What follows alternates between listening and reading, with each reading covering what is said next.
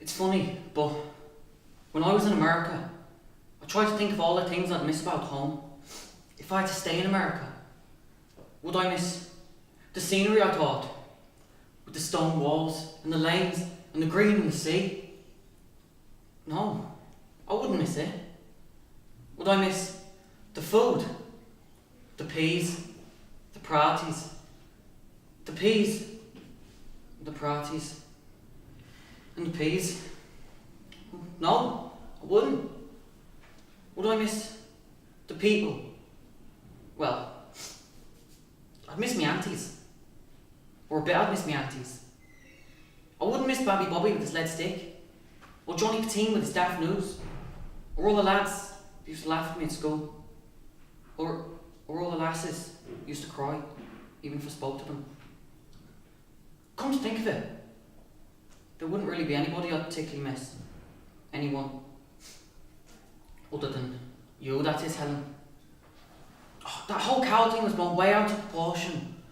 Look, what I was trying to say, Helen, was there comes a time in every man's life where he has to take his heart in his hands and try for something, even though he knows there's a 1 in a million chance of him getting it. He has to try still. Otherwise, what's the point in living? So, I was wondering if maybe, when you're not too busy, if, it's up to you, if maybe you... I was wondering if you wanted to go for a walk with me in a week or two or something.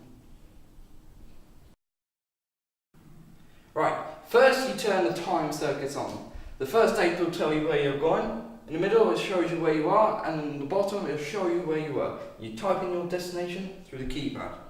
Say you want to see the signing of the Declaration of Independence, or witness the birth of Christ. Here's a red letter date in history of science for you. November 5th, 1955. Yes, of course, November 5th, 1955. That was the day I invented time travel. I was standing on the toilet, hanging up a clock, the porcelain was wet, I slipped, banged my head on the sink, and when I came to, I had a revelation, a vision of the flux capacitor. Linda, there's something I need to tell you. I love you, but I don't know what to say because my feet are too big, my bum sticks out, and I got freckles.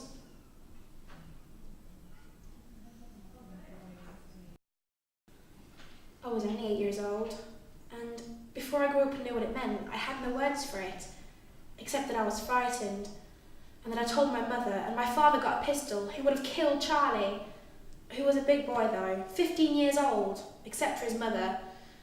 Nevertheless, the story clung to me, but the man who married me, a widower of 35, a newcomer, but never heard of it.